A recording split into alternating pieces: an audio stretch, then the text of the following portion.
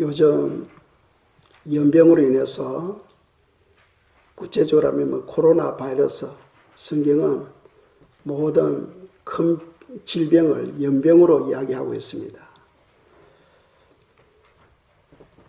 하박국 선지자가 세상을 보니까 온갖 제약으로 인해서 악한 자들은 거짓말하고 속이고 또 더 잘되고 더 큰 명예를 얻지만은 신실하게 살고자 하는 자는 세상에서 소외되어지고 따돌림을 당하는 그런 세상을 보면서 하박국 선지자가 하나님께 이야기를 합니다. 주님, 세상이 왜 이렇습니까?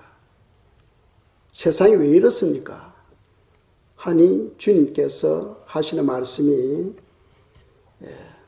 내가 갈대아 사람을 예비했다 합니다. 갈대아는 바로 바벨론을 이야기합니다. 바벨론을 통해서 전쟁을 통하여 주님께서 심판하시겠다는 거죠. 우리가 이런 생각을 해야 됩니다. 세상이 온갖 거짓말로 악으로서 도저히 회복이 될 수 없을 정도로 세상이 타락했을 때 하나님은 심판하십니다. 물론 전쟁으로 심판하지만 전쟁이 일어나면은 집이 파괴되고 모든 것이 다 파괴되어 버립니다. 그런데 전쟁보다 더 나은 것이 뭡니까? 연병입니다. 하나님께서 이 땅에 연병을 주시는 것은 오히려 우리가 감사해야 돼요. 감사해야 됩니다. 물건이 파괴가 안 되잖아요. 그렇지만은 하나님께서는 이 연병을 통해서 사람들이 주시는 교훈이 있어요. 내게로 돌아오라. 주님은 말씀하십니다. 환경을 통하여 말씀하십니다. 내게로 돌아오라. 주님의 음성을 듣지 못하고 계속해서 세상을 쫓아나가게 되면은 나중에 후회할 수 없는 큰 환난을 만나게 되겠죠. 그래서 우리가 이런 연병을 만났을 때는 두려워하거나 염려할 필요가 없어요. 주여, 주님의 뜻이 이루어지기를 원합니다.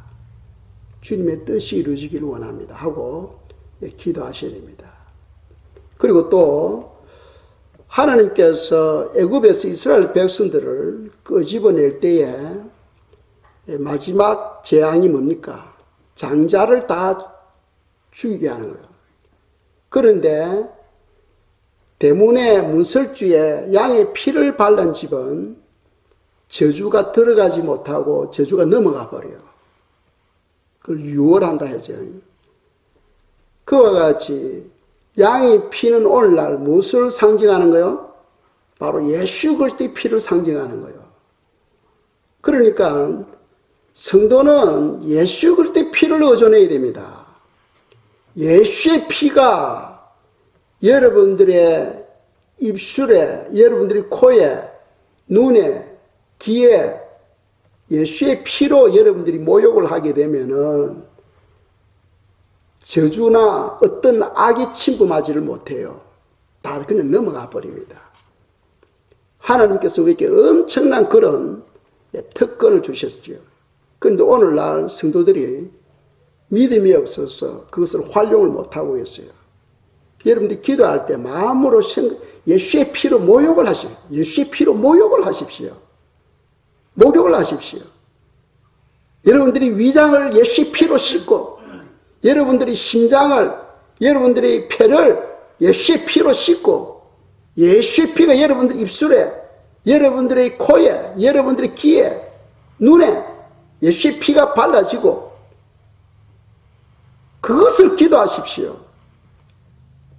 연병을 염려하거나 두려워하지 마시고 예수의 피로 여러분들이 무장했을 때에 어떤 악도 침범하지 못한다는 사실을 기억하시기 바랍니다. 아멘. 그래서 의인은 믿음으로 말미암아 살리라. 하박국 선지자가 전쟁을 생각하면서 엄청나게 불안하는 거예요. 왜? 바벨론 사람은 긍휼이 없어. 무차별하게 그냥 다 죽입니다. 그래서 하박국 선지자가 기도하면서 깨달은 것이 무엇이냐? 오직 의인은 믿음으로 말미암아 살리라. 오직 의인은 믿음으로 말미암아 살리라. 성도가 믿음을 잃어버리면 다 잃어버리는 거예요. 믿음이 부족하면 주여 이 모든 환난을 극복할 수 있도록 믿음을 주시옵소서 하고 기도하는 성도님들이 되시기를 축복합니다. 오늘도 오병이어 세 번째로 저희들이 또 묵상하겠어요. 오늘 오병이어 마지막 말씀을 듣는 날입니다. 우리가 오병이어를 읽을 때에 음식에 대해서 생각하면 안 된다 했죠. 오병이어는 음식에 관한 사건이 아닙니다. 사건은 음식에 관한 것이지만은 우리가 오병이어를 읽을 때에 왜 예수님이 자기 살을 찢어야만 되고 왜 예수님이 피를 흘려야만 되는가, 그것을 우리가 깨달는 시간이 되어야 되는 거예요. 예수님이 살을 찢는다는 것은 예수님이 내가 바로 생명의 떡이다. 생명의 떡이다. 그러니까 떡을 찢는다는 것은 예수님이 바로 죽으신다는 거예요. 모든 인류를 구원하기 위하여 예수님이 자기 살을 찢어서 우리를 구원하신다는 거예요. 왜 그런 과정이 필요하냐? 우리는 죄인이기 때문이에요. 죄인이기 때문이에요. 죄는 가르친다고 해결되는 게 아니에요. 이해된다고 해결되는 것이 아니에요. 그러려면 예수님이 십자가를 질 필요가 없지요.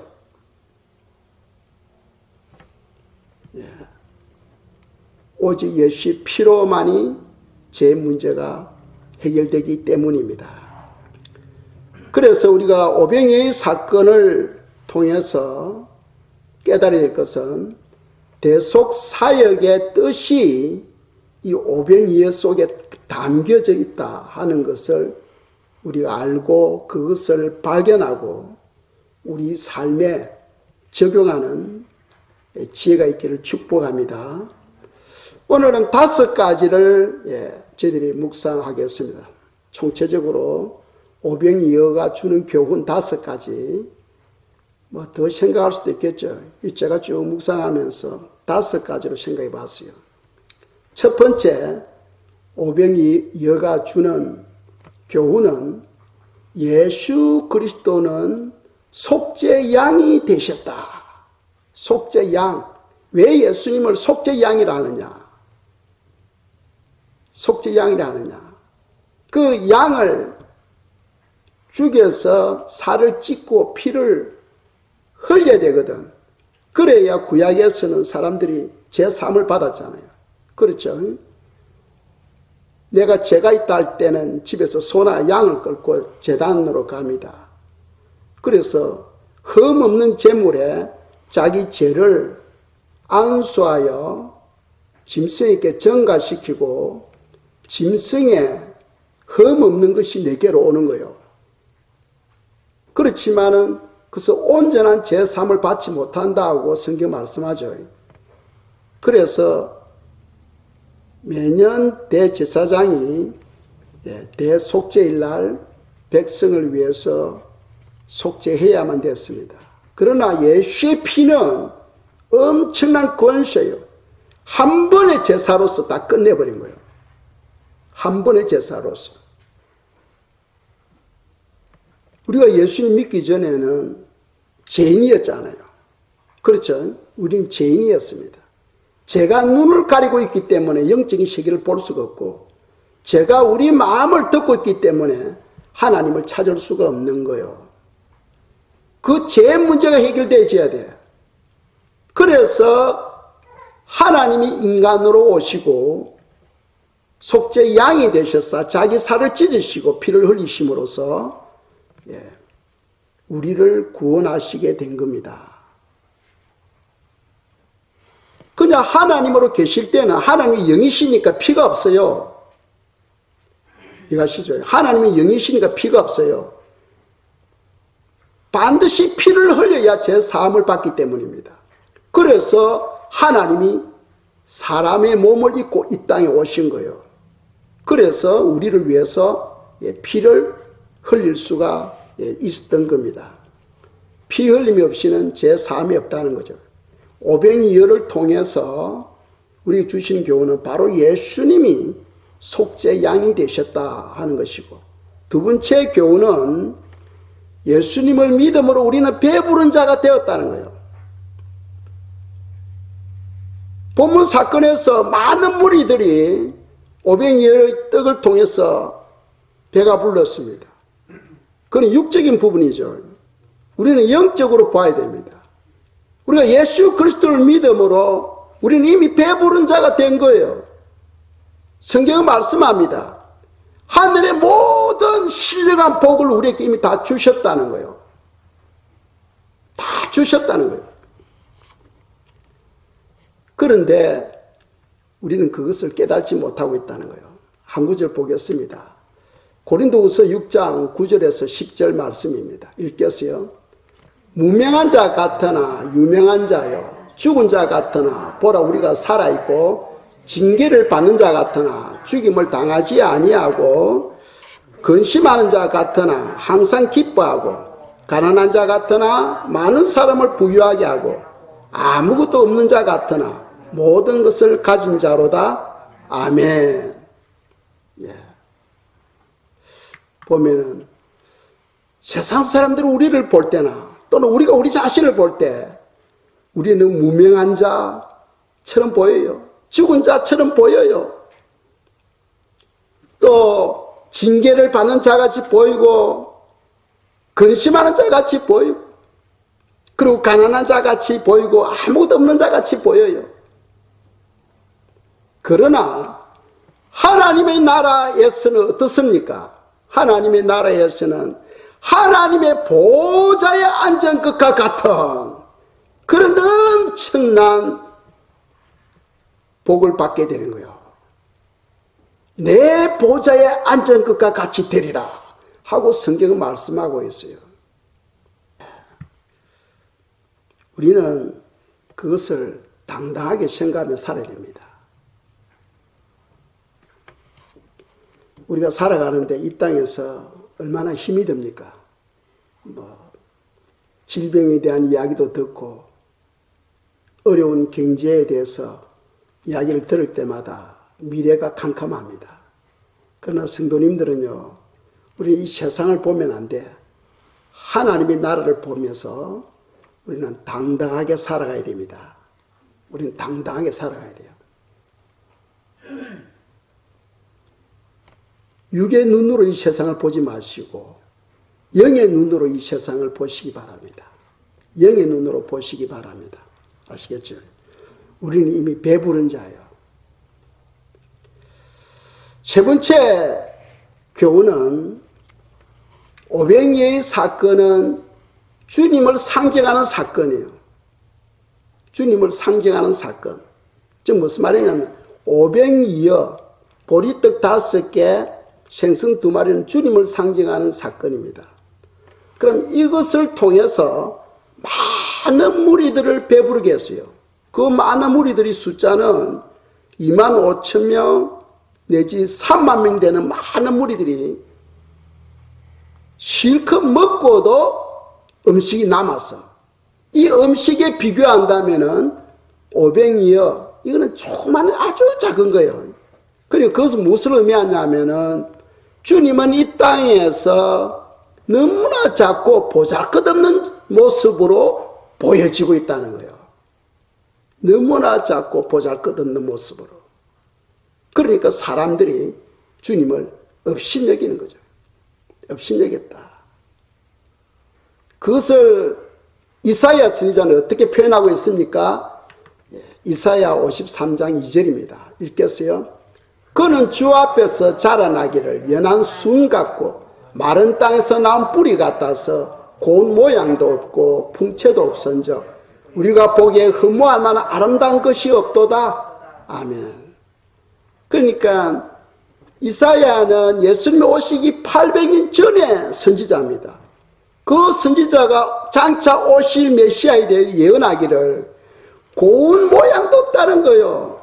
흠모할 만한 그런 모습도 없다는 거예요. 누가? 우리가 믿을 예수님이. 그러니까 예수님이 이 땅에 오셨을 때에 사람들이 무시하잖아. 빌라도 법정에 섰을 때 군병들이 예수님께 따귀를 치고 침을 뱉고 채찍으로 때리고. 왜? 그들이 볼 때 예수님이 너무나 보잘것없는 나약한 존재로 보였던 거죠. 그러나 하늘나라에서 그 주님의 영광은 어떤 겁니까? 말할 수 없는 엄청난 영광이죠. 엄청난 영광입니다. 만일 그들이 그것을 보고 알았다면 어떻게 하겠어요? 감히 주님 앞에 설 수도 없고 가까이 올 수도 없는 존재가 되어버리죠. 그래서 우리가 빌립보서를 통하여 하늘나라에서 주님의 영광을 보도록 하겠습니다. 빌립보서 2장 5절에서 11절입니다. 읽겠어요. 너희 안에 이 마음을 품으라. 곧 그리스도 예수의 마음이니 그는 근본 하나님의 본체시나 하나님과 동등됨을 취할 것으로 여기지 아니하시고 오히려 자기를 비워 종의 행체를 가지사 사람들과 같이 되셨고 사람의 모양으로 나타나사 자기를 낮추시고 죽기까지 복종하셨으니 곧 십자가에 죽으심이라. 이름으로 하나님이 그를 지극히 높여 모든 이름 위에 뛰어난 이름을 주사 하늘에 있는 자들과 땅에 있는 자들과 땅 아래에 있는 자들로 모든 무릎을 예수의 이름에 꿇게 하시고 모든 입으로 예수 그리스도를 주라 신하여 하나님 아버지께 영광을 돌리게 하셨느니라. 아멘. 예. 엄청난 차이죠.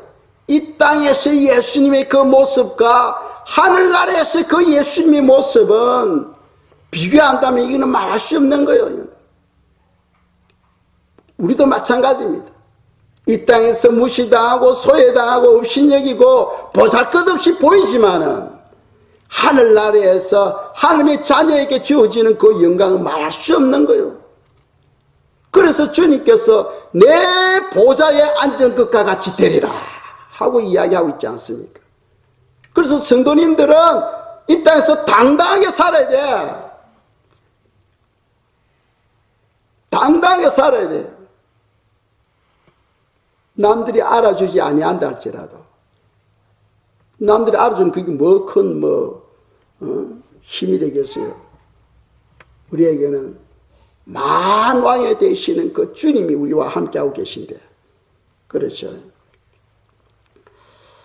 우리가 천국에서 빛을 발하려면은 이 땅에서 낮아지고 이 땅에서 하늘의 미랄이 되고 우리가 예수님을 증거하는 그런 삶을 우리가 살아야 된다는 거죠. 그것이 바로 성경이 우리에게 가르치는 교훈입니다. 모세를 보면은 모세가 어떻게 살았는가 또 우리가 교훈을 받을 수 있어요. 히브리서 11장 24절에서 26절 말씀입니다. 읽겠어요. 믿음으로 모세는 장성하여 바로의 공주의 아들이라 칭함받기를 거절하고 도리어 하나님의 백성과 함께 고난받기를 잠시 제약의 낙을 누리는 것보다 더 좋아하고 그리스도를 위하여 받는 수모를 애굽의 모든 보합보다 더 큰 재물로 여겼으니 이는 상주심을 바라봄이라. 아멘.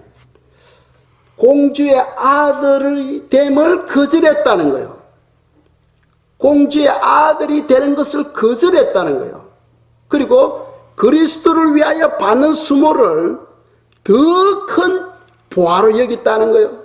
더 큰 재물로 여겼다는 거예요. 자, 바로의 딸, 즉 공주의 아들이 된다는 것은 잘하면 장차 왕도 될 수가 있어. 설사 왕이 못 된다 할지라도 바로의 딸, 공주의 아들이 된다는 것은 모든 권세와 모든 명예와 모든 재물을 다 소유하게 되는 거예요. 그런데 그것을 다 뿌리치고 오직 예수 그리스도를 위해서 오히려 수모를 받는 길을 선택했다는 거예요. 왜? 장차 하늘나라에서 받을 그 큰 상금을 바라보았다는 거예요. 그 큰 상금을. 그래서 우리가 세례 요한 보세요. 세례 요한복음 3장 30절에 보면은 그는 흥하여야 하겠고 나는 쇠하여야 하리라. 세례 요한은 이 땅에서 주님은 점점 더 높아지기를 원했고 그는 자기를 낮춰서 점점 쇠하여지기를 원했다는 거죠. 왜?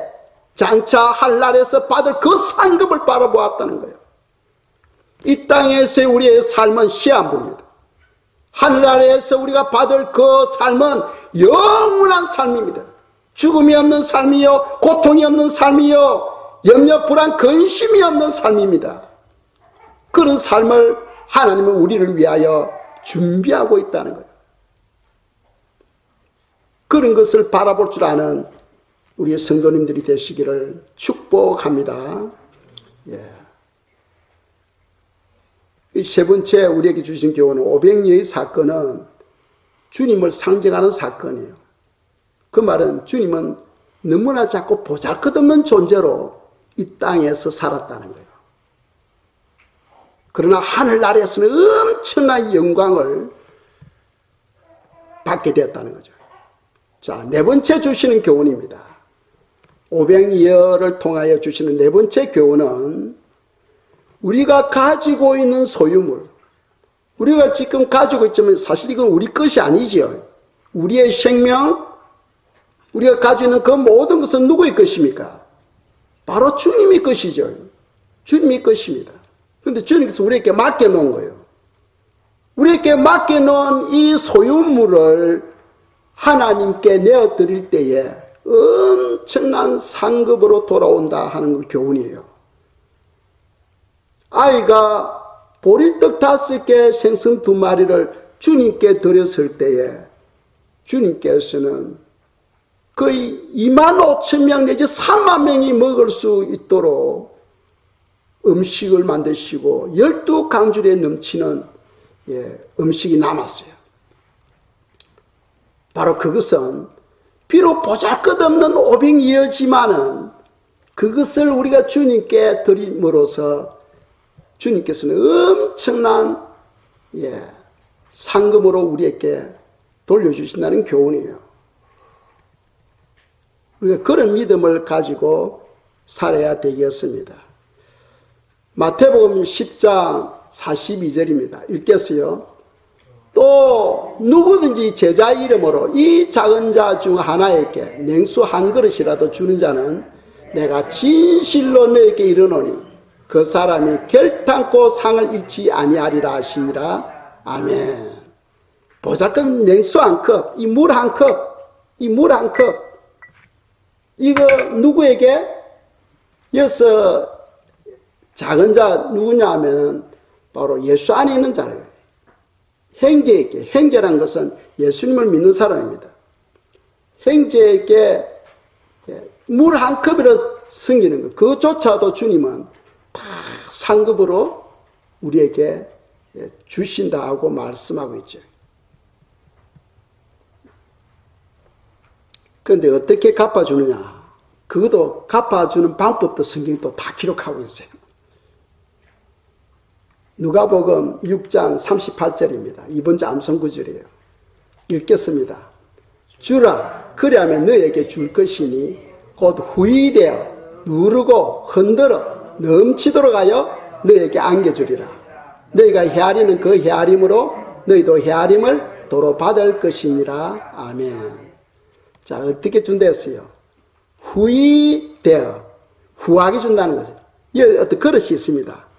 그릇이 있을 때 후하게 해가지고 준다는 거예요. 그런데 그냥 후한 것이 아니고 후하고 다음에 어떻게 한다? 누른다. 그리고 흔들어서, 쿵쿵 칩니다. 흔들어서. 그리고 넘치도록 해가지고 우리에게 돌려준다는 거예요. 엄청나죠? 제가 선교지에 있을 때 마켓에 가면 이런 현상을 볼 수 있어요. 사람들이 소금을 팔아. 그러면 대에다가 소금을 파는데 소금을 어떻게 담느냐 하면은 자루에서 소금을 떠가지고 자루에 날 때 사살 뿌리면서 사살 뿌리면서 그리고 소금이 이제 부스가 일되면 사람들이 많이 주는 거 후하게 주는 것처럼 보이잖아요. 그죠? 그런데 그거 한번 탁 치면 쑥 들어가 버려요. 한번 탁 치면 들어갑니다. 그 세상은 사는데 눈을 쏘기 위해서 소금을 떠서 뿌려서 많게 보이게 하죠. 근데 주님은 어떻게 합니까? 이렇게 하지만은 다음에는 누르죠. 다집니다. 칸칸 다져요. 그리고는 또 흔든 거예요. 다시 또 한 번 더. 그리고는 거기에다가 넘치도록 해가지고 우리에게 돌려주시는 분이에요. 성도님들은 우리가 이 땅에 사는 동안에는 이 땅이 우리의 본향이 아니라는 사실을 기억하시기 바랍니다. 우리는 나그네예요. 나그네, 여행자라는 거예요. 순례자. 이 땅에서 우리는 천국을 향하여 지금 여행 중에 있는 거예요. 우리의 영원한 본향은 바로 천국인 거예요. 천국.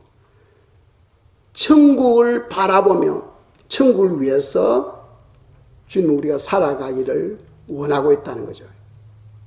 그게 육의 사람이냐 영의 사람이냐 그것은 각 사람의 마음이 어디에 두고 있느냐에 따라서 결정되어지는 거예요. 육의 사람은 이 세상에 먹을 것, 입을 것, 눈에 볼 것, 그것만 따라가요. 그러나 영의 사람은 그런 데 묶이지 않습니다. 영원한 세계, 하늘나라에서 그러니까 모세처럼 명예와 권력과 그 재물을 한순간에 다 버립니다. 버리고 그리스도를 위하여 수모를 받는 것, 그것이 장차 주님으로부터 받을 그 상급을 바라보았다는 거예요. 상급을 바라보았다. 그런 영적인 눈이 열리시기를 주님의 이름으로 축복합니다. 싫은가 봐요, 다들. 대답이 없네요. 찬양을 한 곡 드리고 말씀을 계속해서 묵상하도록 하겠습니다. 492장 찬양을 드리겠습니다.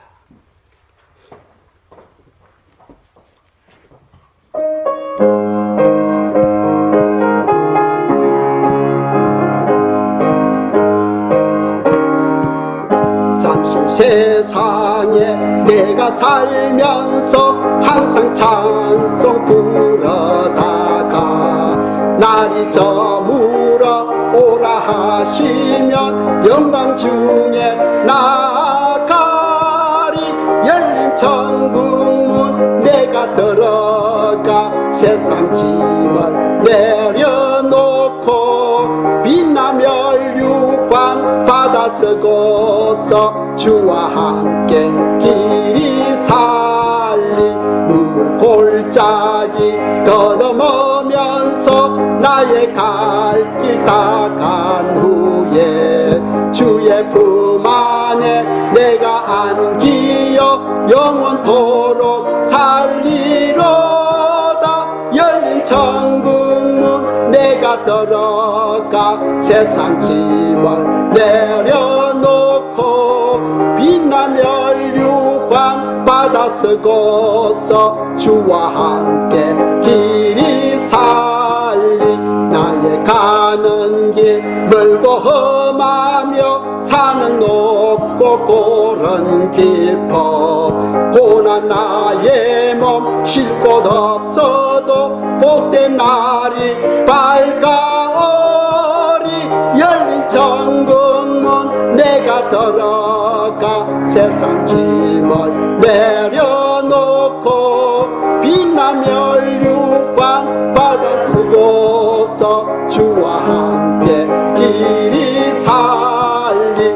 한숨 가시고 죽음 없는 날 사모하며 기다리니 내가 거리던 주를 배울 때 나의 기쁨 넘치리라. 열린 천국문 내가 들어가 세상 짐을 내려놓고 멸류관 받아 쓰고서 주와 함께 이리 살리. 아멘. 우리는 항상 천국의 소망을 두고 살아가는 성도님들 되시기를 축복합니다. 마지막으로 5번째 교훈, 오병이어가 주는 5번째 교훈은 우리는 떡을 나누어 주는 제자의 사명을 우리는 받았다는 거예요. 떡을 나누어 주는. 예수님께서 오병이어를 가지고 떡을 나누어서 제자들에게 주었습니다. 제자들은 그것을 주님으로부터 받아서 다른 사람들에게 나누어 주었죠. 그와 같이 오늘날 주님은 우리들에게 떡을 나누어 주는 주님의 제자의 그 사명을 우리에게 맡겨주셨다는 거예요. 그러니까 우리는 떡을 다른 사람들에게 나눠줘야 돼. 떡이 뭡니까? 생명떡. 누굽니까? 예수님. 우리 예수님을 다른 사람들에게 나눠줘야 돼. 그 말은 다른 말로, 고상한 말로 한다면 무슨 말입니까? 전도래, 전도. 하나님께서 우리에게 전도의 사명을 맡겨주셨다는 거예요. 그러니까 이 오병이어 속에 구속 사역의 그 뜻이 담겨져 있는 것을 우리가 알아야 돼요. 주님께서 우리에게 떡을 나누어주는 그 제자의 사명을 우리에게 맡겨주셨습니다. 그런데 우리는 그렇게 그 일을 하기를 거부하고 있어요. 하나님 안 해. 왜 안 하느냐? 이유가 있어요. 첫째로는 하나님으로부터 모든 신령한 복을 다 받았는데 우리 그 받은 사실을 생각하지 못하고 있다는 거예요. 여전히 없는 것처럼, 여전히 가난한 것처럼 그렇게 사람들이 생각하고 있다는 거예요. 두 번째로는 우리 예수님 믿음으로써 하나님의 자녀가 되는 엄청난 권세를 받았음에도 불구하고 사람들이 생각할 때 감히 상상도 그것을 못하고 있다는 거예요. 당신은 하나님의 자녀 맞습니까? 예, 맞아요. 저는 예수 믿음으로 하나님의 자녀가 되었습니다. 함에도 불구하고 하나님의 자녀가 된 그 엄청난 권세를 받았음에도 상상도 못하고 우리가 살아가고 있다는 거예요. 그러니까 이 제자의 사명이 어떤 것인가를 깨달지 못하고 그게 헌신하지 못하고 있다는 거예요. 그것을 이해하려면 더 쉽게 제가 설명을 드리겠습니다. 하나님께서 인간을 창조하셨어요. 아담을 만드셨습니다. 아담에게 어떤 복을 주셨어요? 모든 생물을 다스리는 그런 권세를 주셨죠. 모든 생물을 다스리는 권세. 그러니까 왕이죠, 왕. 그리고 모든 것이 바로 아담의 것입니다. 그렇죠? 모든 것이 아담의 것이고 아담은 바로 왕이 된 거예요. 그런 엄청난 권세를 아담에게 주셨어요. 그런데 아담이 하나님과의 계약을 깨버립니다. 왜? 하나님과 같이 되려고 선악과를 따먹지요. 이 뱀이 속이지 않습니까? 너 그 과일 따면 너도 하나님이 돼.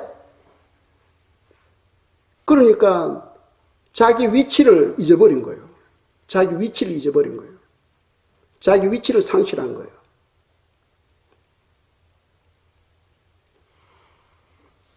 세례 요한이 세례를 줄 때 엄청난 많은 사람들이 몰려왔습니다. 그런데 예수님이 제자들에게 세례를 주도록 했을 때 그 세례 요한에게 몰려든 사람들이 다 가버렸어요. 그러니까 세례 요한의 제자들이 선생님께 이야기합니다. 선생님이 자랑하던 그분에게 사람들이 다 가버렸습니다. 하니까 세례 요한이 그는 흥하여 하겠고 나는 쇠하여 하리라. 이런 말을 합니다. 무슨 말이냐 하면은 세례 요한의 제자들은 시기 질투가 일어나는 거예요. 많은 사람들이 자기 선생에게로 막 사람들이 몰려오니까 그분의 제자가 된 것이 엄청나게 기쁜 거예요, 그냥. 엄청나게 기쁜 거예요. 그런데 그 많은 사람들이 졸지에 예수님께로 싹 가버렸으니까 제자들이 막 시기 질투가 일어나는 거예요. 그런데 세례 요한은 질투하지 않습니다. 오히려 그분이 잘 돼야 되고 나는 쉬어야 된다고 합니다. 왜? 자기 위치를 알고 있었다는 거예요. 그분은 하나님이시고 나는 죄많은 인간이라는 거예요. 오늘날 자기 신분을 잊어버리는 사람들이 있어. 자기 위치를 잊어버리는 사람들이 있어. 하나님과 우리는 신분이 달라. 그분은 창조자이시고 우리는 피조물이잖아. 우리와 하나님을 비교하면 안 돼요. 그렇죠. 비교하면 안 됩니다. 자, 아담이 그 엄청난 축복을 받았는데 죄를 범해버리니까 어떻게 됩니까? 그 모든 영광이 다 떠나버리죠. 그죠? 아담이 왕으로서 모든 것을 소유하는 그런 축복을 받았는데 선악과를 따먹음으로써 그 모든 것이 다 떠나버립니다. 누가 가져가 버린 거예요? 사단이 가져가 버립니다. 사단이가 왜? 죄의 주인은 사단입니까? 죄를 범하자 사단이 가져가 버려요. 그 다 빼앗겨 버렸어. 그런데 우리가 예수 그리스도를 믿음으로써 우리가 모든 죄 사함을 받았잖아요. 예수를 믿음으로써 십자가를 통하여 주님께서 우리 모든 죄를 해결해 주셔서 믿습니까? 그 말은 무슨 말이냐 하면 아담이 죄를 범하기 전에 가졌던 그 영광을 우리가 다시 찾게 된 거예요. 회복받게 된 거예요. 그런데 그것을 우리가 깨닫지 못하고 있다는 거예요. 왕같은 제사장이다 하고 사도 베드로가 말하고 있지 않습니까? 너희들은 왕같은 제사장이야. 그것을 우리는 상상도 못하고 있는 거예요. 하나님의 자녀의 권세를 받았음에도 불구하고 우리는 그것을 상상도 못하고 있는 거예요. 왜 못하고 있습니까? 이유가 있어요. 예수님이 속죄 양이 되어서 자기 살을 찢고 피를 흘리고 죽으신 것에 대해서 우리가 이해를 못하고 있기 때문이에요. 그걸 이해를 못하고 있기 때문에 우리가 제자의 사명을 감당하지 못하고 있는 거죠. 그것을 이해하려면은 주님으로부터 지각을 받아야 돼요. 지각을 받아야 돼요.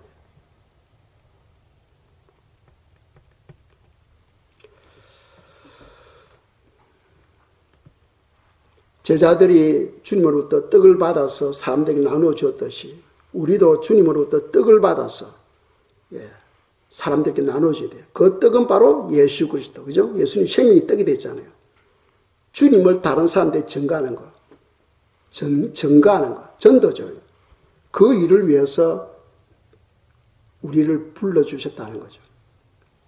그러니까 500여의 사건 속에 이런 엄청난 비밀이 그것에 숨겨져 있는 거예요. 그걸 우리가 깨달아야 된다는 거예요.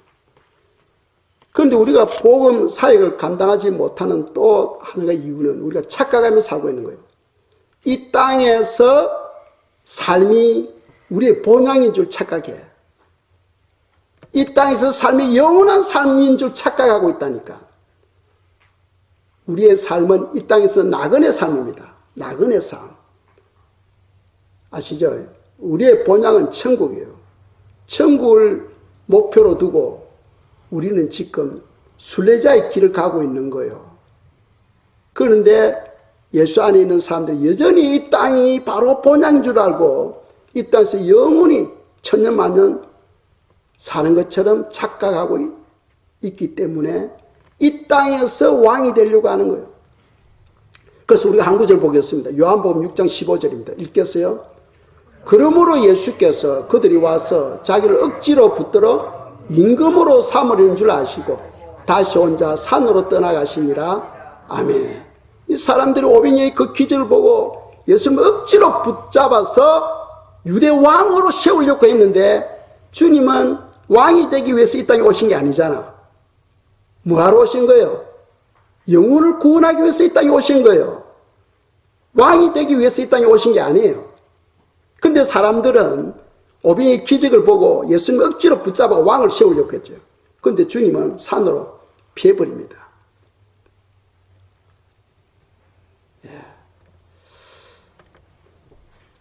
그러니까 사람들은요, 그 영혼 구원에 대해서 관심이 없어.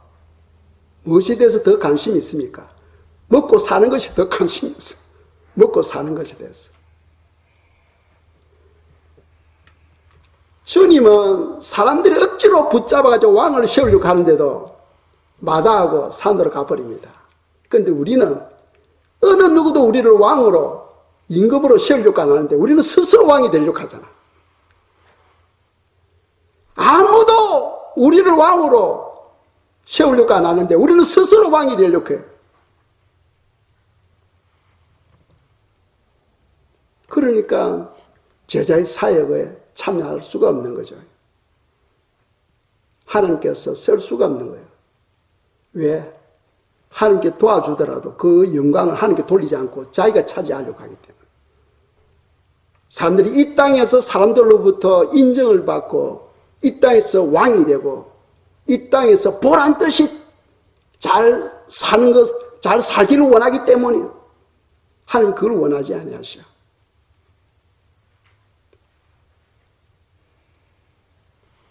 오병이어 사건을 통해서 우리에게 주시는 것은 우리가 끊임없이 우리 자신이 낮아지고 하늘의 미랄이 되고 예수님을 증거하는 삶이 되기를 원하고 계신다는 거예요.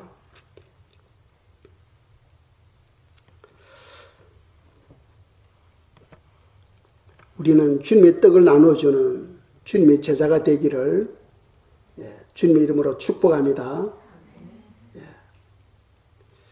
사명 붙들고 뜨겁게 헌신하는 주님의 제자가 되기를 축복합니다. 이 시간 저희들이 기도하겠습니다. 천국의 소망을 품고 떡을 나누어 줄 수 있는 그런 제자가 될 수 있도록 우리의 삶을 주관해 주시도록 이 시간 기도드리겠습니다. 주 하나님이여 붙잡아 주시옵소서.